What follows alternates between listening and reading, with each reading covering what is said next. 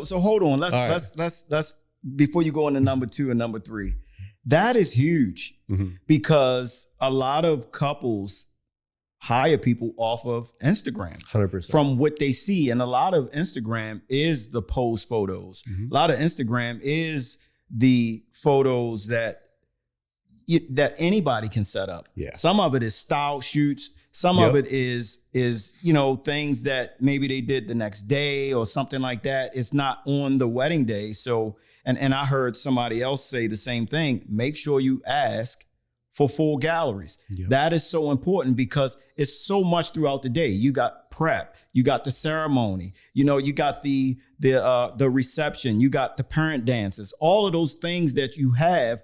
How did you go about making sure that, like you said, with a venue where you can't bounce, how did you light it? Exactly. How did you do all of those things? How important, if you was to tell couples about being on time, how important is that? You have some weddings that run behind and weddings that run behind, if they have a wedding planner, the planner usually does a great job of getting things back on track. Absolutely. But you can tell couples, like, what would be the thing that you would tell them and say, hey, you need to be on time because of this, and this. And when you're not, this could happen. All right. Ready? Okay. So this is for weddings that don't have a planner. Okay. Okay. It's the photographer's fault. Oh, okay. I said what I said. Okay. So welcome to the Wedding Dreams Unveiled podcast, your go-to source for insightful conversations with ordinary newlyweds and vendors navigating the difficult world of wedding planning. I'm your host, Livingston Lee, and with a decade of experience and hundreds of weddings captured, I'm here to tell you some of my stories and some of the other people's stories about the wedding business. Now let's get started with today's guest. Scot Josuweit. Hey, you nailed it. How you feeling, my brother? I'm good. I'm glad to be here. Thanks for having me. Yeah, thanks for coming in, man. Of I course. appreciate you coming in. I reached out to you and you was like, I'm coming on. I'm coming absolutely. on. And I appreciate it. I know you've been doing a lot of things out on Instagram. Yep. A lot of things on Facebook. I see a lot of your work and it is like spectacular. Thank you. So, Thank you. I definitely wanted to get somebody like yourself on. You got a lot of accolades and all that kind of stuff. So I do want to talk about some of that stuff. All right. But first, do you want to tell all the listeners about who you are and what SMJ Photography stands for and how you do business? Sure. As you said, my name's Scot Josuweit. I've been photographing since 2013. And I started being actually a 7th grade special ed math teacher in 2009. I did that through 2019 and eventually left that to pursue photography full time then. Of course, great timing with the pandemic right around the corner, but actually it was kind of a blessing in disguise. And I've been on a great journey with it all since. So of course, everybody says, what does SMJ stand for? And that's just my initials. Oh, so okay. Scott Michael is my middle name, Josuweit. And if you couldn't guess, it's because nobody could pronounce or spell my last name. So I was just like, Google is not going to like this. And everyone's going to be like, who is your photographer? And it's not going to go well. Yeah. So SMJ was what I settled on and it is what it is. Yeah. I would have thought it was Scot Josuweit. Or Josuweit, or something like that. That's a good guess. It's with the, I think it's WEIT at the end. Yeah, it kind of gives you that German, So you try to pronounce it that way, but I wouldn't have not never. quite. Yeah, I would have never thought Josuweit though. But no, when my wife's last name is Myers, I was like, can I take your last name? Like, I love my family and all, but I mean, like Myers, that's a little bit easier. So. Oh yeah, man. So what got you into wedding photography? Did you start with something else or it was always weddings? So I had never, ever touched a camera until 2013. Really? I had zero interest in it. And basically a girl I was dating at that time, not my wife, before that, I was in a long-term relationship with her and she was a graphic design major, photography minor. So she constantly had a camera with her. And basically, we would go on like these little mini trips and vacations and things like that. And during those trips, obviously she was pretty skilled with the camera herself. And I was like, man, your photos are so much better than my like little crappy, phones we had back then, the flip phone basically, And I was like, all right. Like, so one day she gave it to me just to try it out. And I was like, oh, that's kind of cool. Yeah. And the crazy part is I was just like, well, what does the M stand for? And she's like, oh, manual, you probably don't want to go to that right away. And I did. And immediately just started like turning knobs and realizing like, oh, so if I change this, then I need to change this and I get the same exposure. Okay. And so right away I was just like, oh, it's just a giant math equation, because I was a math teacher. And she's just like, nobody thinks of it that way. That's no. And I was just like, yeah, I know it's probably not natural, but like I can just compute. If I do this, then I do this and I get the same thing. She's like, that's really crazy, but also you're really picking this up quickly. And then next thing you know, I actually grabbed a D5100, the Nikon way back when that was like the hot amateur camera. Yes. And from that, I was just interested in shooting animals. That was my thing. I was like, let's go to the zoo and I can photograph some animals there. And I always said, I never want to photograph people. Never. I said, weddings especially, I never want to touch them. And yeah, here I am. SMJ. Yeah. Yep. That's awesome, man. That is an awesome story, because you don't hear people say like, I never want to do what. Well, I have a guy that I know who said that he never liked to shoot people, and he still doesn't. He liked to go and do eagles and bird watching and things like that, and that's fun, you know. But when you start getting into the expenses of photography, it's just like, maybe I need to make some money somewhere, you know, with this thing, you know. So it was, well, you want to hear the story how I did my first wedding? Absolutely. It was all happenstance. So there was maybe the website's still around, meetup.com. Yes. Do you ever remember that? Yep, I do. So they had one locally for York, and it was basically a photography meetup group. And so we got together. I was a part of that for a while, and there was actual like wedding photographer that was their full-time business. I don't know if they were based here in York or nearby. I don't remember the name at all, and I don't want to say it for legal reasons, as you'll see. Yeah. But basically they were just like, hey, we're gonna allow a few people to kind of shadow us at a wedding to see what it's like. And I was like, cool, I got nothing to worry about, no stress. Like, let me just go along and see what it's like, just to see if maybe I want to photograph people someday. Well, as the wedding got closer, we found out that photographer moved to Texas. And they were like, oh, don't worry, we're going to fly back. We're going to be back there. And I'm like, oh, this ain't looking good. And as you can imagine, they never came back. And all the other people, because I had a full-time job, so there's like a message board thread going. Right. And everybody else is like, oh, I want nothing to do with this. So they're all backing out. I get home from work and I check my emails and I'm like, what is going on? Wow. And the next thing you know, the couple, because they had our info within this message board, and they're reaching out and saying, hey, our wedding is next weekend and we have no one to shoot it. Could you shoot it? Oh. And I went, guys, like I literally just got a professional camera. I have no idea what I am doing. Wow. This is a horrible idea. And they were just like, we will sign whatever you need to waive you of any issues. And I was like, okay, sure. Really? So I found a contract online that was like, that looks decent enough. And it was just like, I'm not responsible for anything. You can't sue me. I guarantee nothing. Yeah. If I don't even feel like showing up, you can't sue me. Right. And so then basically, I went and did that on the day of, and looking back, I'm like, some of it, I'm like, not bad. It still holds up. And then other things, I'm like, oh, Pinterest did me dirty. So did you do it for free? Or? Oh yeah. I did it for free. And I said, if you like anything like order prints or things like that. And believe it or not, it's crazy. Everybody always like usually gets into IPS, you know, the sales stuff later on. Yep. I did that for my first wedding. Looking back, I'm like, how did I do that? And so you were selling prints and all that stuff from your first, right off the first wedding. Wow, man! So it was wild. It was a really good time, and I was like, okay. And then shadowed a few more people, and next thing you know, I'm shooting weddings, and I'm like, what just happened? Yeah. After you said you didn't want to shoot people. Yeah. Wow. And I was like, actually, people are really interesting. So. Yeah. It's awesome, man. It's fun, and you have gained and won a lot of awards from all of the things that you've done. Now, you've been doing weddings since 2013, which is which is crazy to me that you never picked up a camera. Like you're saying, like, I never picked up a camera, was never interested. And for you to be as good as you are, you know, with lighting and all of the things that you do, it has won you a lot of awards. You want to talk about some of those awards? Hot take. Hot take. Here we go. All right. I don't give a crap about my awards. Really? Yeah. Here's a lot of people. I think awards get raps in different ways.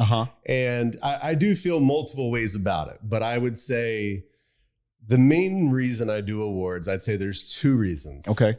One reason is it does help give me some indication that I'm doing something right. Right.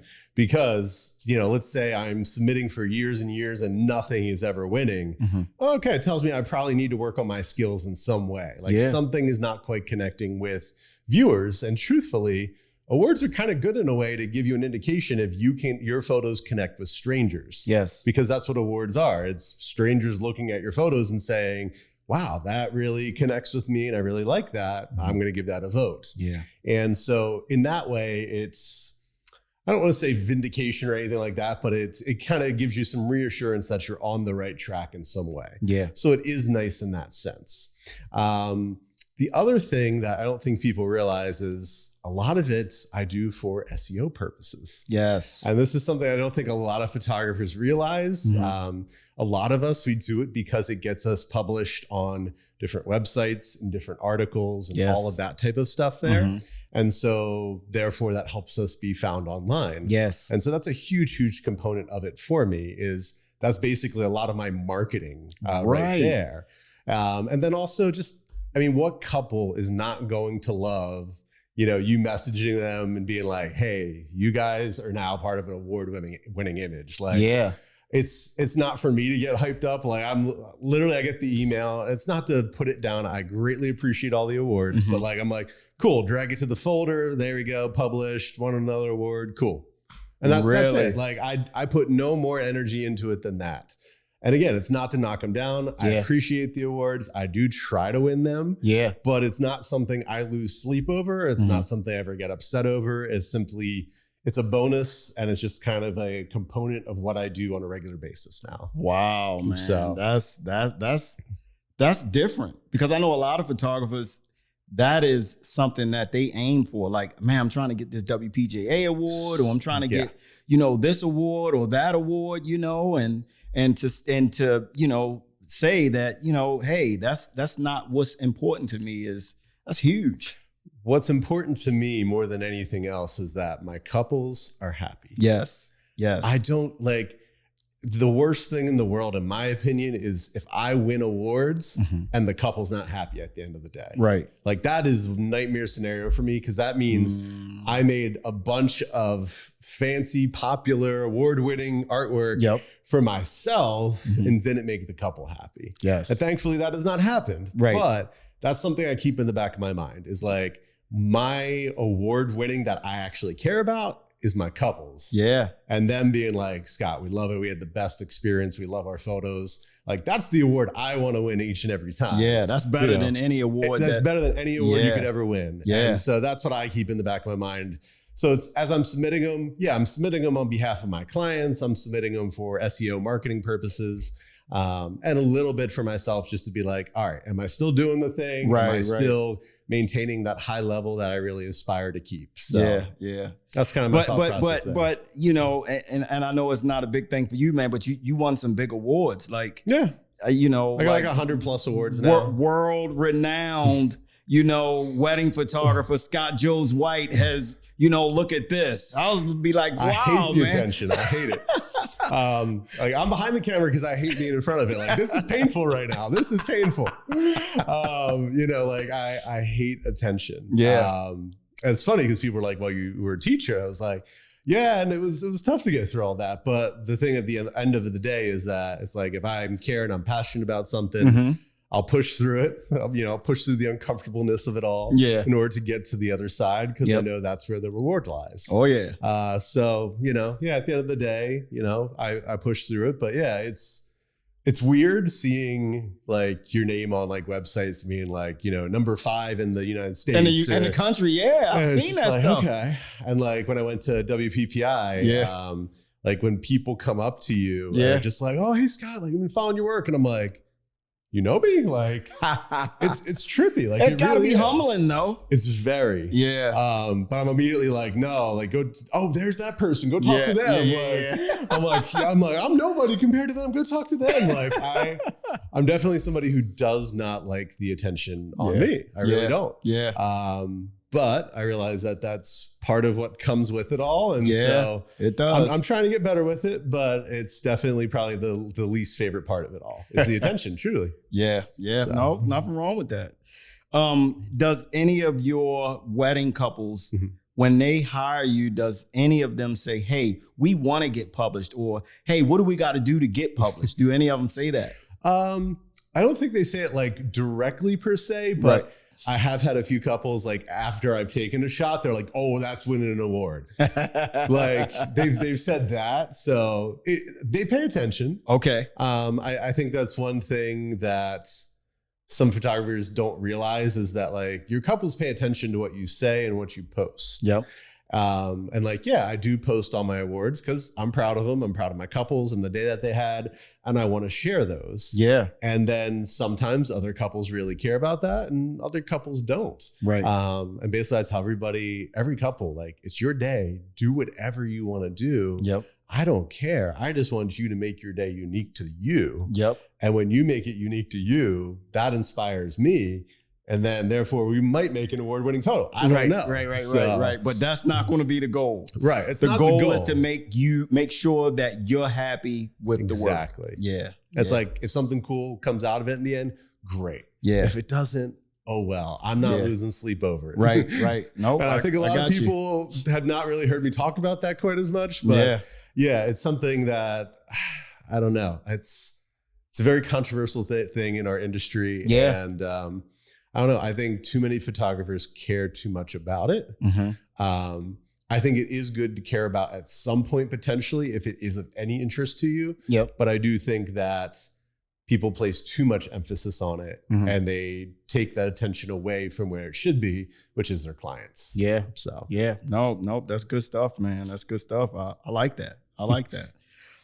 Any advice you would give to couples that are hiring wedding photographers if a couple could not afford Scott Josuweit, SMJ's photography? Yep.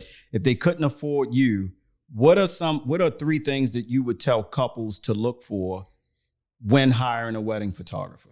Great question. All right. So number 1 would be full galleries. Yes. And not just one, but multiple. So past Instagram. Yeah, you gotta get off Instagram. Okay. So personally for me, any couple that I have a consult with or even a phone call with, I'm sending them 3 to 5 full galleries. Really? And they're not asking for it. That's me sending them up front and being like, hey, look, you are interested in my services. I want to give you full transparency into what a full wedding day looks like. Because Instagram's the highlight reel. It is. And it's like, sure, anybody can make Instagram look wonderful. Oh, yes. But it's like, cool, let's see a rainy day at this, difficult venue and how, you handled that. Were you able to still make it look good? Like, right. That's something important to see. And also just see people don't realize most of my day is 90% documentary and photojournalistic and hands-off. Yes. And also it's very clean and not super moody work. It's just very straightforward. And when people see it, they're like, oh, you're like 90% traditional wedding photographer and like 10% is all the other stuff that we see on Instagram. I'm like, yeah. I was like, I'm not going to go all crazy with your family photos. I'm trying to make them look clean and timeless. That's right. So, and do it as fast as possible. Yeah. So especially like that, you want to see how they're shooting family photos because that's something you're going to really appreciate down the road. Yeah, man. So you want to make sure that they know how to handle the basic stuff as well, not just the highlight stuff. Yep. Oh, numbers. That's the big one for sure. Yeah. Number 2, I would say would be. So hold on. Let's before you go into number 2 and number 3, that is huge because a lot of couples hire people off of Instagram 100% from what they see. And a lot of Instagram is the pose photos. A lot of Instagram is the photos that anybody can set up. Yeah. Some of it is style shoots. Some of it is things that maybe they did the next day or something like that. It's not on the wedding day. So, and I heard somebody else say the same thing. Make sure you ask for full galleries. Yep. That is so important because it's so much throughout the day. You got prep, you got the ceremony, you got the reception, you got the parent dances, all of those things that you have. How did you go about making sure that, like you said, with a venue where you can't bounce, how did you light it? Exactly. How did you do all of those things? Rained all day, so now you're stuck inside. How did you handle it? How did you handle it? So that's important. And I would say that same thing to couples. Make sure you are asking for full galleries. That is so important, just like Scott said. So I just wanted to pause there for a second. But that's why I said it's number one. It's the biggest thing.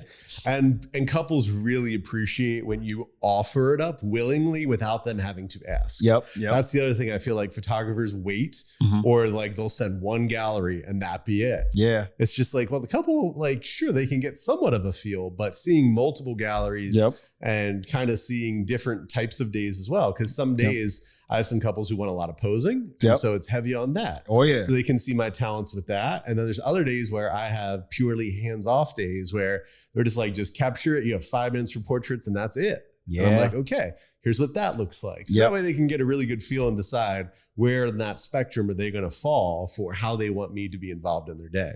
Wow. So, I mean, number 2 then is basically how is the photographer kind of handling the day per se. Okay. So making sure you understand, is the photographer going to direct a lot of the day or are they going to be more hands-off? Really understanding that is huge because it can change the feel of a day entirely. Yeah. Because some photographers might be more outgoing and extroverted and therefore they want to take over and bring all types of energy, be really high energy and just get the crowd ramped up all day and just go all day. Yeah. And some couples will love that and eat it up and they're like, that's for them. And it works really well.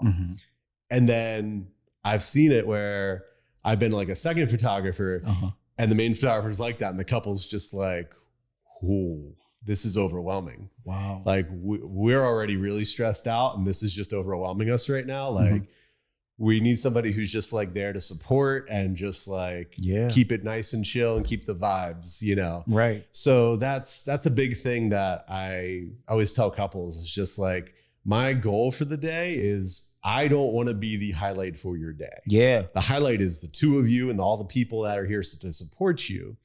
So if you're looking for somebody to come in like, yeah, it's your wedding day, let's go. Like, that's not me. No. And that's fine. There are people out there like that. And I have had some couples be like, yeah, we're looking for somebody to come in, like, and tell us and do what to do and every little thing. And I'm like, cool. Here's some people you should go talk to. So that's a really, really big component. So like for myself, I also bring along an assistant on the wedding day. And because I'm trying to reduce all stress for myself and for my couple. So like, that's not a second photographer. That's just an assistant. So like I tell people my goal is to keep you stress-free and not worrying about a thing. Right. So that's my strategy. Okay. I know there's plenty of very photojournalistic and documentary photographers who would hate that because they don't want the photographer interfering in any way with the day because they just want pure hands off. Right. And therefore they were like, well, I want the bridesmaid to do that because that could be a photo in return or something like that. Right. So there's all different ways to look at it and there's no right or wrong way. It's mainly what is your comfort level as a couple? How do you want the photographer to be there on the day? Yes. Do you want them to take over? Do you want them to play a supporting role? Or do you want them to not basically interact with you at all? Right. There's no right or wrong answer. It's basically finding the matching vibe for you and what you want on your day. Because if you get the wrong person for that fit, it's going to make the day long and awkward. Yeah. Yeah. It's going to be a long day. Exactly. So that would definitely be number 2. Number 3, I would say the big thing is seeing a photographer's work in multiple scenarios, both inside, outside, dealing with different weather conditions, things like that. Yeah. Because like we said, like with bounce, a lot of photographers, the more light and airy ones, I know I'm going to get hate. It's all right. Look, nothing against the light and airy ones. That's not my thing, but it's okay. Right. But just people who love to use bounce flash, which if I can use bounce flash, I will. Oh, absolutely. Yeah, for sure. I love it. Yeah. It's very pleasing to the eye and all that. But let's be real. There are some people who only bounce and don't know how to handle anything else. Or natural light. Right. Yeah. And it's just like, okay, so what happens when it's just pouring all day? You're trapped indoors. The ceiling's 50 foot high and it's black ceiling. Yep. What are we doing then? How are you going to handle that? So, number one, you don't have to have a photographer that shot that venue before, but I would at least want to see work that shows me and reassures me that they can handle any types of situations. Right. So having a multitude of galleries that kind of shows different conditions, different lighting, different types of venues is really, really key in helping to kind of show people like, hey, look, whatever happens on the day, I got your back. Like I have the talent and the skills that you don't need to worry about that. We're going to be okay. Yeah. No, that's awesome, man. That is probably the best 3 I've heard so far. Thank you. That is so key, man. Those 3 that you said, and the talent and the skill to have to be able to go into any venue, because I've done a lot of destination weddings, and going into destination weddings, I don't know what they look like. Exactly. I don't know what they look like. I'm just going to show up and I know I'm going to be able to do what I need to do. Yeah. And that's because I've been doing this long enough and I know light well enough to be able to do those things. You know what I mean? So that's what couples really paying for at the end of the day. Yeah. So I'm glad you said that because that's my next question. The cost of weddings. You have some couples who say weddings are too much, or that is just way too expensive. This person is charging $1,000. What's wrong with this person? So my question is for you, why does wedding photography cost so much? Why do we charge so much for us to show up and to do their wedding? Because it's more than just the 8 or 10 hours that we're at your wedding. So what you want to tell the listeners why it's so expensive? I like to thinking about your wedding as thinking about kind of like insurance policies. Okay. So there are certain vendors on your day where maybe you don't care quite as much about those things. So you're willing to take a little bit more risk. So maybe you have a higher deductible plan because you're like, if things go a little bit off, it's not the end of the world. So maybe that's your catering. You're like, you know what, we're going to do barbecue. If it turns out good, great. If it's a little bit off, it's not the end of the world. It's food. Everybody will just party, drink, and have a good time. Absolutely. So like that's one take. And other people are like, I'm going to spend all my money on food. Like I'm a foodie. I want that. And so therefore you pay a lot more for that. Yep.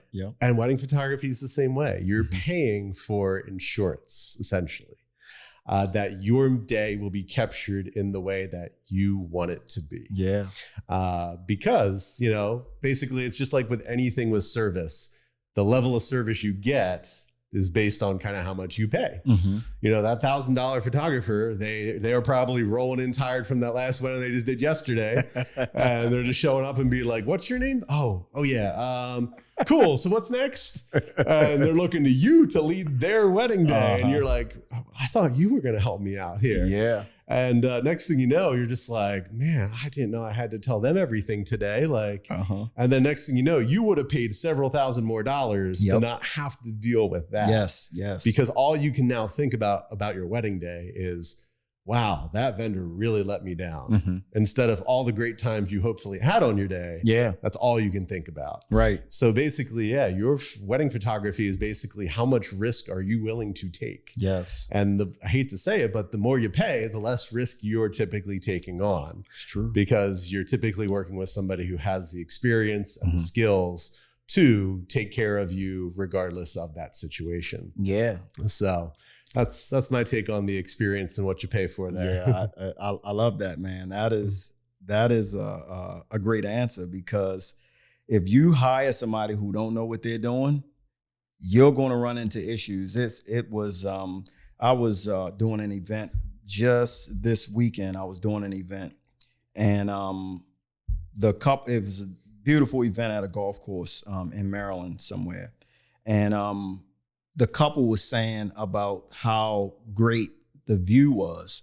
And I said, let me explain something to you. I said, that view is great. I said, but on a sunny day, you get a photographer in here who don't know what they're doing, that whole view is going to be backlit and you're not going to be able to see anything. Yep. I said, because you can't just, I said, with everything coming in from the light, I said, you can't just come in and just think that you're just going to bounce and everybody's going to be lit perfectly and it's going to look great. I said, that's not the case.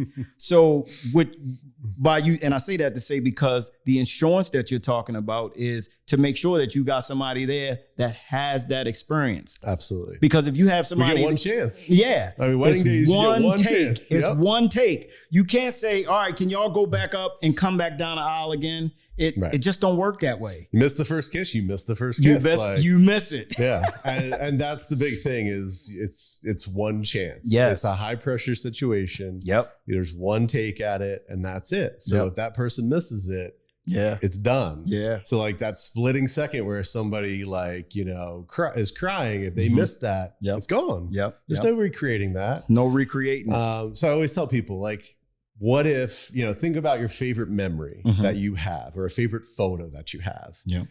And what if I came and took that and said, I will tear this up unless you pay me this much money. And all of a sudden, if that's that like one last memory of that thing that you really care about, you would pay whatever it would take to hold on to that memory. Oh yeah. And so it's like, let's say it's of your grandmother, let's pretend you lost every memory. You have this one photo and I said, give me $5,000 or I'm going to tear up that photo of your grandma. So you have no more memories of her. And all of a sudden, oh my gosh, I'd pay that. Yeah. So just think about basically, what are you potentially missing out on because of basically going with somebody on the cheaper side? Yeah. And potentially missing out on some of those memories. Oh, yeah. Or looking back and saying, man, I really regret not hiring somebody with a little bit more talent, a little bit more experience who could have handled this situation better. Oh yeah. And it's never going to be perfect. And there are some great, very skilled professionals who don't deliver sometimes. Yeah. It's, wedding days are living, breathing creatures basically. So they are, yes, it is, man. We're constantly adapting and we're reacting in real time, just like our couples are. Yes. And hopefully all of our experience helps us deal with that situation in a way that, ends up looking really beautiful and gives the couple a great experience. But, there's lots of other things that can come up too. Oh yeah. Yeah, no, I'm with you, man. I'm with you. So in talking about that, do you suggest 2 photographers or is one okay? Or most of the time you would suggest 2? If so, what's the reason for suggesting 2 photographers? I always say if you have 100+ guests, it makes sense for 2. Okay. Simply because we can't be everywhere at once. Yes. Especially if you're not getting Ray at the same location. I mean, you pretty much got to have 2. Yes. That's kind of a no-brainer. Until we can clone ourselves, unfortunately, that's just going to be a problem. Yeah. But I generally say if you have 100 or more guests, it makes sense. And part of the reason why I say it's not even for my own reasons, it's for the couple, because you are typically having guests there that you have not seen in years sometimes. Like, let's be real. People come from overseas. Yep. Some people just haven't been able to catch up with people in a long time. Yeah. And so like, I hear it all the time. I'm like, oh, my grandma's coming over from India. I haven't seen her in 20 years. I'm like, yep. What? And let's imagine, the day gets busy and all this stuff happens. And what do you know? We have like one photo of grandma just in a big group photo. Yeah.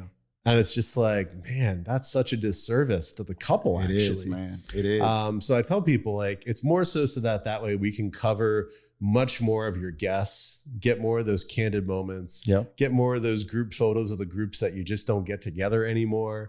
To have all of that stuff, it's really less for me because at this point, I feel like I can cover a day pretty thoroughly. Yeah. Obviously, there's certain times where I would love a second photographer. You know, it definitely would help me, not have to deal with some stuff. But every now and then, I also have my assistant with another camera to grab some additional stuff then. Yeah. But yeah, it's more so to think about making sure that your guests are covered because you're spending all this money and time on this one day. And then you're telling me you're going to skimp out on, let's say, like $1,000. Yep. for an additional person. Right. To miss out on all those additional memories and photos you could have. Yep. That to me just doesn't make sense. Yeah, no. I'm like, at the end of the day, $1,000, like that's an iPhone. Yeah. Skip that next upgrade. Skip the next upgrade. I like that. Wait a year and then get one then. And it's just like. And you'll have more memories. And you'll have more memories then. And then you can store them on your beautiful iPhone at that point. You know, like it's just one of those things where, again, you spend so much time and money on a wedding day. Yeah. And then you're going to skimp out a little bit on this one area, which is the area that could give you the most precious memories that you would treasure. Mm-hmm. That's worth it. At least in my mind. Yeah, no, I know not everybody is. And so, you know, if not, I like to think I got a pretty good grasp of it. But I always say generally, if you're like 150 and up, like it's definitely too. You gotta have it at that point. Like 100 to 150, you can get by with one. You can get by with one. But 150 plus, like, it's not worth putting on this huge day and then missing out on so much because we're one person. We can only be so many places at the same time. Can't be everywhere, man. You know, especially like destination wedding stuff, man. You're going from building 7 to building 11 and then back at the venue. And, you know, it's just crazy, man. And all of the stuff that even if you're going from one, like from the Marriott and then the groom is getting ready at the Hilton, like way down the street and it's only one of you. It's tough. Can't work. It can't. And couples think that like, oh, well, we'll just give you this little bit of time. It's just like, well, no, it's not that simple because I got to go from your room. I got to walk down the hallway. I got to get in the elevator. Then I got to go out the front door. I got to bring all my stuff with me when I do this. I got to walk all the way down there. I got to do the same thing getting up to there. Got to hope that they answer the door the first time. Might have to get an elevator key, you know, and then all of that. I got to go up there. I got to shoot it. It's going to take longer than expected. Then I got to get all the way back. It's just like, that's an hour plus right there. Yes, it is. As fast as we want to be, it's just a matter of this is the logistics of the day. So in that case is like, add on the second. And that way we can make sure both things are covered. And you can both get ready at the same time. At the same time. That keeps the day moving. Because there's nothing worse than having to be like, all right, you stop doing everything. I'm going to go run over here and go photograph them. So don't do anything. And then you come back and like, of course, they're doing things because it's a natural thing to do. Like, you know, they're playing games, they're laughing, they're crying. And I'm like, I just missed all those moments right there. And so that's just it breaks my heart when I like come back and I'm like seeing laughter and tears and I'm like, I missed it. But I had no choice because I had to go cover the other person too. So add on the second photographer. It makes sense. Just 90% of the time, I would say it really does. Just add it on. It's like you said, just skip that next upgrade, you know, skip the next upgrade and invite a few less people you actually really don't care about. You know, let's be real. Like, you know, these dinner plates are 100, 150, $200 per person. Like, right. So uninvite 5 to 10 people max. Like I guarantee you everybody on their wedding invite list has 5 to 10 people they would love to take off that list. They just don't want to say it because usually it's the parents or something like that. You know, true, the parents' friends or things like that. You know, but it's just like a few less people gives you all the more memories of the people you really care about. Right. Just think about it that way. That was awesome. That was a hot take right there because a lot of people, you know, well, we'll just get one, you know, and one is okay. Like you said, you know, you can cover the day with one, but once you start getting past 100 people, it's tough. And then also, like if the groom is getting ready at the Hilton and somebody's in the bride is getting married, ready at the Marriott, when they get those photos back and you time sync everything, she can see what he was doing and he can see what she was doing at those same times. You know, well, I was getting my makeup on and y'all were fully dressed and downstairs having fun, you know, or what typically happens. You know, stuff like that, man. So, but that's good stuff.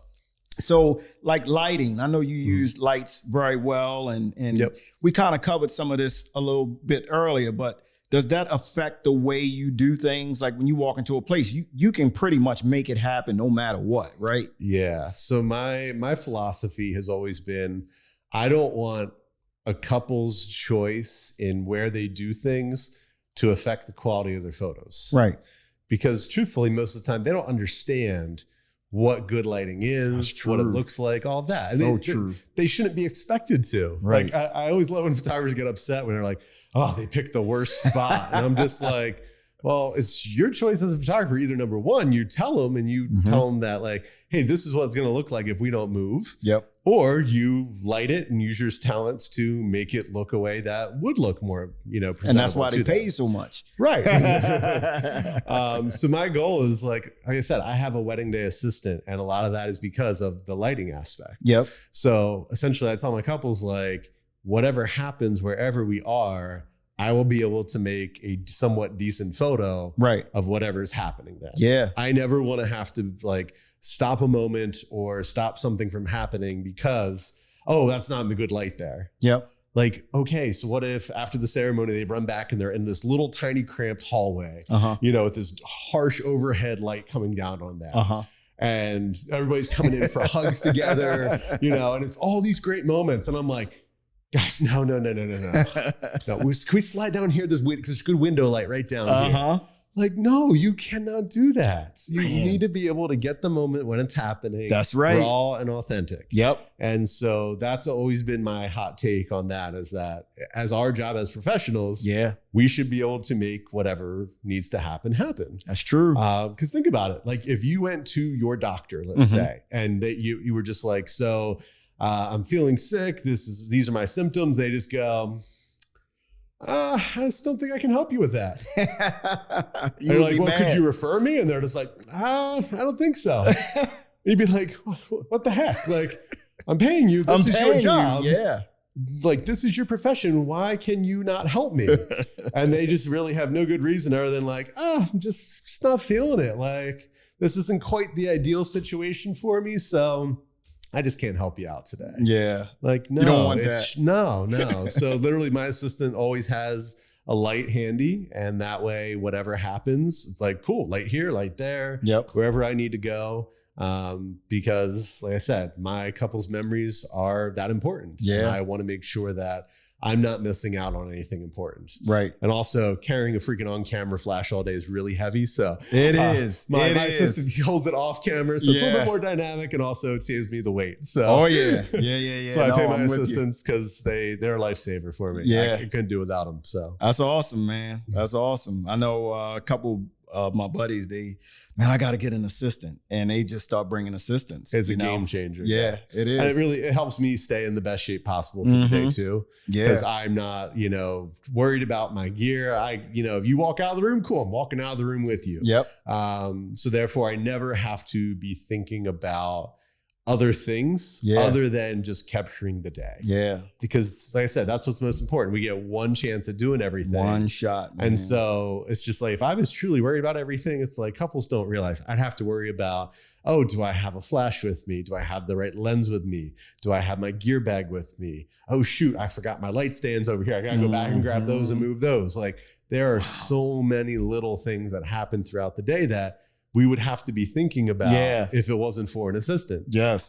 So that's really why too, is like at this point I'm so accustomed to it. I can't work a day without one. Without an assistant. I'm spoiled. I'm spoiled rotten. Man, I tell you, man, moving stuff around is, and I don't always have an assistant when I'm at a wedding, and I need to get better at that. But man, I'm telling you, just the little movements, or like when you got to grab your bag and you got to chase after the couple, you got your cameras on, and also you're trying to drag your bag at the same time. And you can't shoot. Nope, exactly. Whereas though, and sometimes you can miss moments like that because you got your bag and you're trying to drag your bag, and and if you're behind them, that's usually when the moments are going to happen. Because they're like, oh, photographer's not on us right now. Perfect. So they're holding hands, they're going in for a kiss, and it's like the perfect candid moment. It is, man. And you're too busy fumbling with gear. That's literally, I tell couples that inquire with, I'm like, that's my goal, is to get these little in between moments that happen, because they're usually the couple's favorites. Because they don't even know that they happen. It's the little things, man. Like they're just like, oh wait, you got that? Like, oh, I love that photo. It's like, right. And also like my assistant helps with fluffing the dress, holding the flowers in between shots, like all the little stuff that, let's be real, the family and the friends usually have to be doing themselves. Yes. And sometimes I do want them to do that. As long as it's not a big hassle and it makes for a good photo, like great. But if we're dealing with like staged portraits where the rest of the bridal party is getting ready and like they're trying to rush to go help the bride, I'm like, no. Yeah. Sit down, have a mimosa, take it easy, enjoy the day. Right. Relax. Like, you think about all the prep that these wedding parties do beforehand. Yes. They've gone on the bachelorette party. They've been helping plan for the wedding day. They're probably there really early in the morning helping set everything up. Yeah. Like, the girls are usually starting 5, 6, 7 a.m. Yep. And it's just like Right, they're early. exhausted and they've been working their butts off all day. Mm-hmm. And then what usually happens, they're like, oh, great. Now I got to help with the bride's dress and all this. I'm like, hey, you take the rest of the day off. And they're just like, wait, what?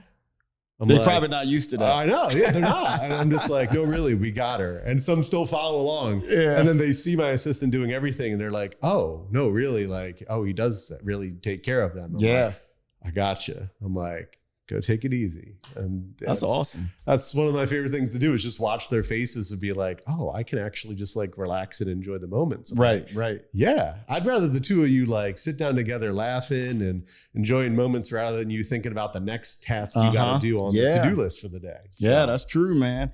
That brings